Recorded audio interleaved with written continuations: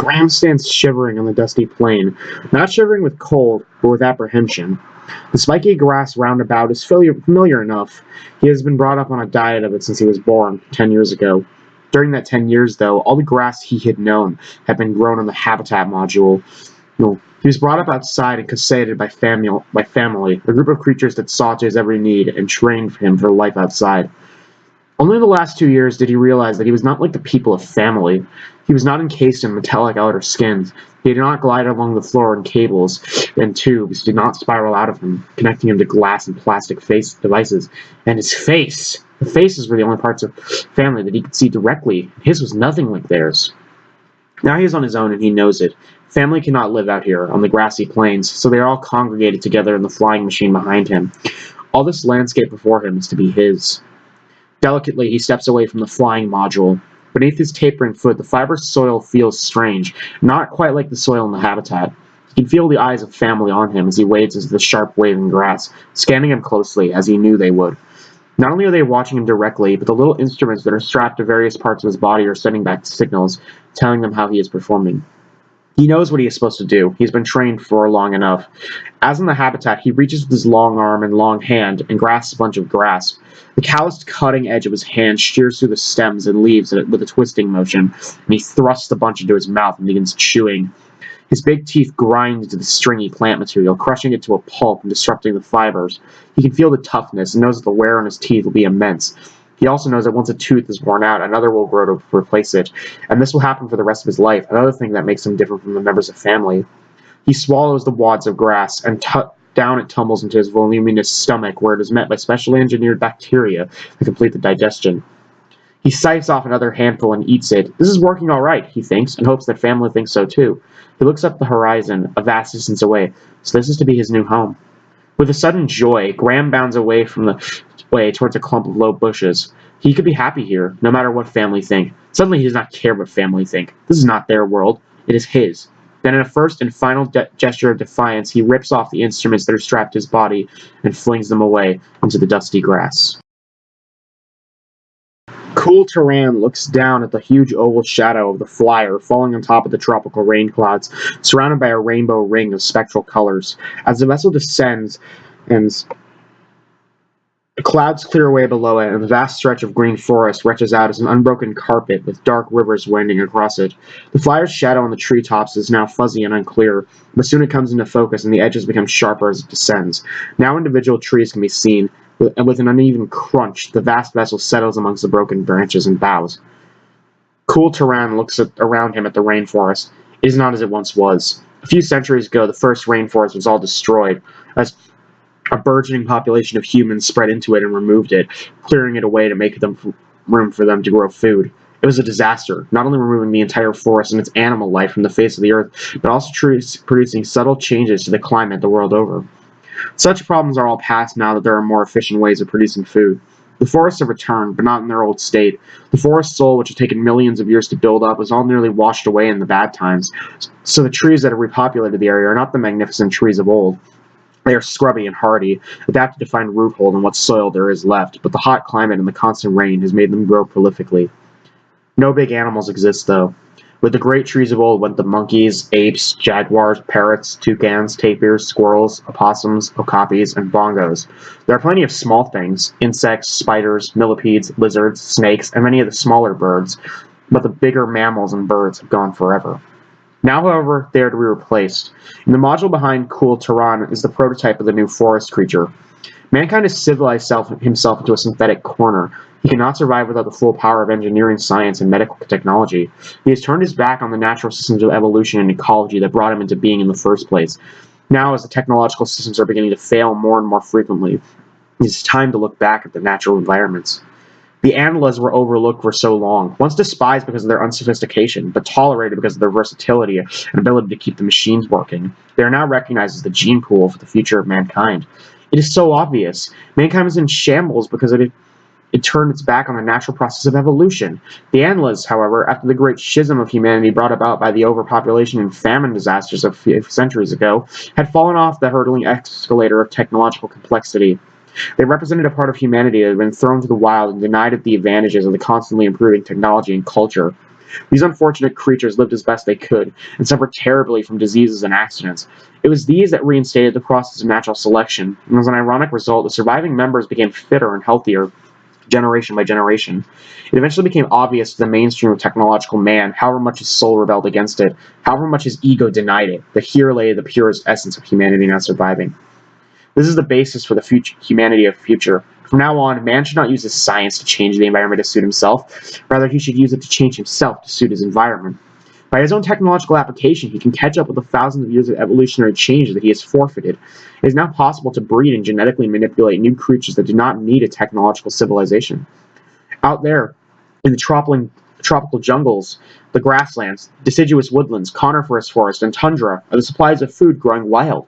All the necessities for life are there. The human body can be regarded as a machine, like a life support cradle, and the carbohydrates produced in the leaves and tubers can be used as the body's fuel. The proteins in the growing shoots and in the insects can be used as building materials. The vitamins in all living things can be used for lubrication, and the water that is found everywhere can be used for cooling and cleaning. All this goodness was once harvested by our vast range of big animals.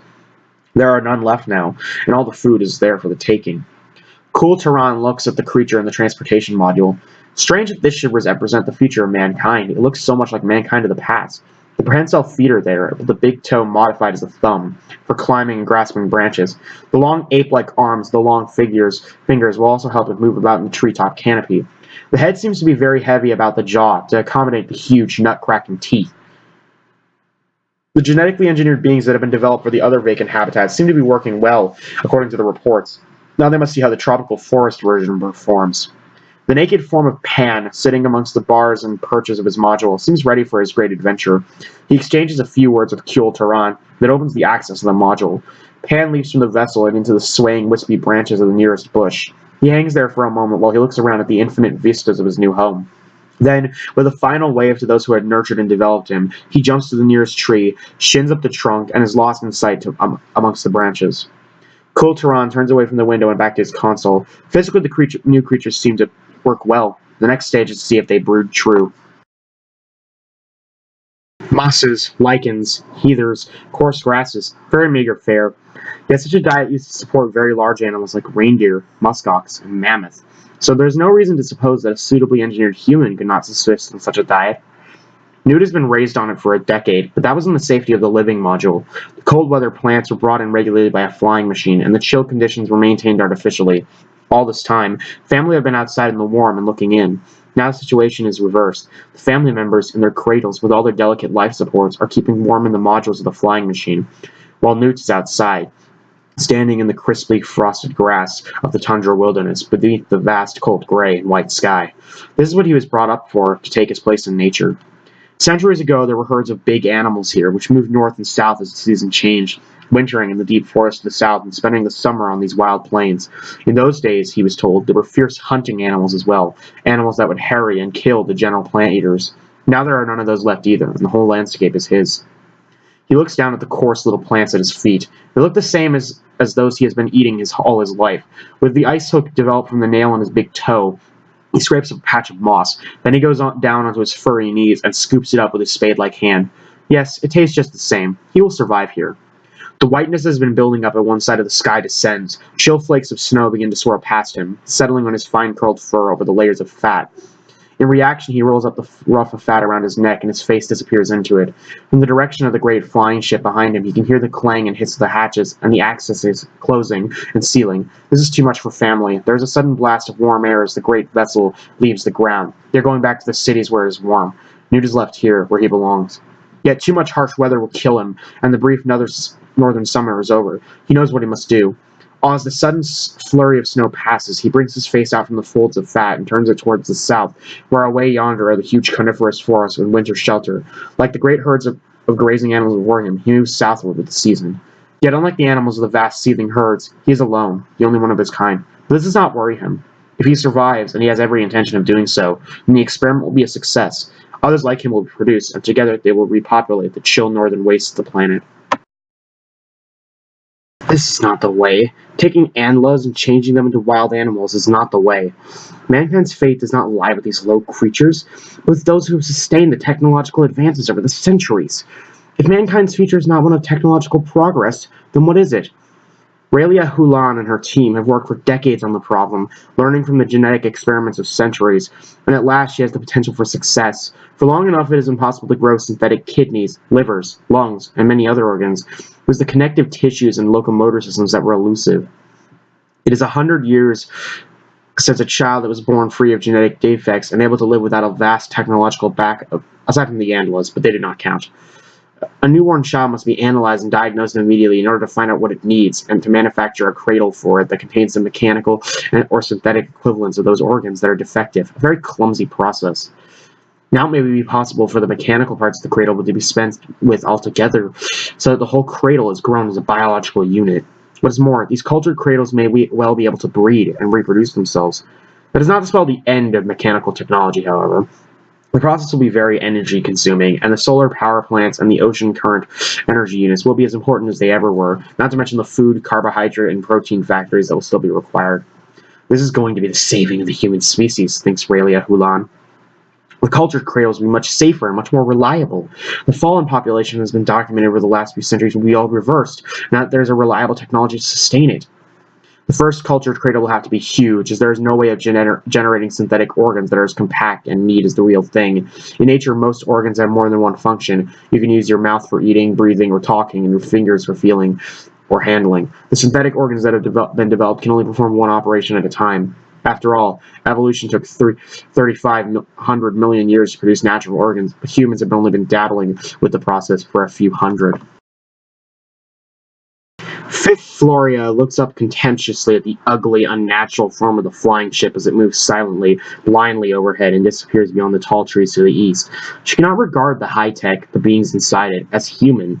How can you be human if your life is sustained by mechanical contrivances, and you have to eat food that is made by a machine? With a dismissive sneer, she pulls the coarse veil over her face and tucks it into the fiber belt of her tunic.